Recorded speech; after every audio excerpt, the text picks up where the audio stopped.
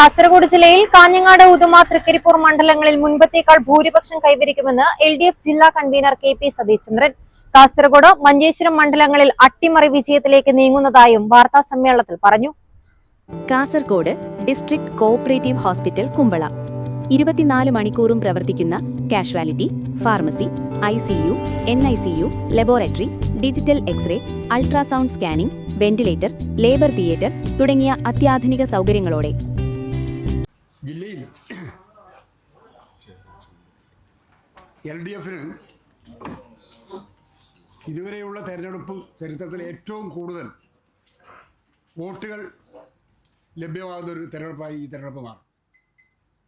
അതിൻ്റെ ഫലമായി കാഞ്ഞങ്ങാട്, തൃക്കരിപ്പൂർ, ഉദുമ മണ്ഡലങ്ങൾ LDF സ്ഥാനാർത്ഥികൾ മുൻകാലത്തേക്കാൾ മികച്ച ഭൂരിപക്ഷത്തോടെ വിജയം കൈവരിക്കും. കഴിഞ്ഞ തവണയാണ് ഏറ്റവും ഉയർന്ന ഭൂരിപക്ഷം കിട്ടിയത്. കാഞ്ഞങ്ങാട് 27,000 വോട്ടിൻ്റെ ഭൂരിപക്ഷത്തിലാണ് LDF സ്ഥാനം ജയിച്ചത്. തൃക്കരിപ്പൂർ 26,000 വോട്ടിൻ്റെ ഭൂരിപക്ഷം ജയിച്ചു. തൃക്കരിപ്പൂർ ഒരു ബൂത്തിലെ വോട്ട് എണ്ണാതെ മാറ്റി വെച്ചിരുന്നു, 2 ബൂത്തിൽ, അത് ഉൾപ്പെടെ അതിൽ 28ഓളം വരും.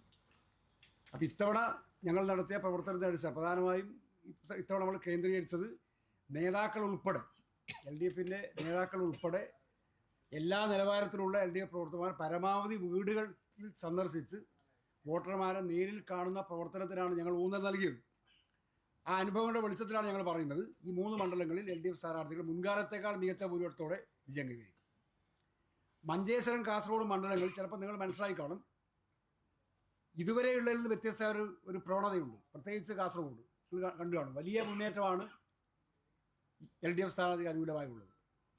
മഞ്ചേശ്വരത്തും പലവിധത്തിലുള്ള അടിയൊഴുക്കുകൾ ഉണ്ട്. അപ്പോൾ ഈ 2 മണ്ഡലങ്ങളിലും LDF സ്ഥാനാർത്ഥിക്ക് അനുകൂലമായി പ്രകടമാകുന്ന വോട്ടർമാരുടെ വർദ്ധിച്ച പിന്തുണ ഈ മണ്ഡലങ്ങളിൽ തിരഞ്ഞെടുപ്പ് അടുക്കുന്തോറും LDFന് അട്ടിമറി വിജയത്തിൻ്റെ സാധ്യതയിലേക്കാണ് നയിക്കുന്നത്.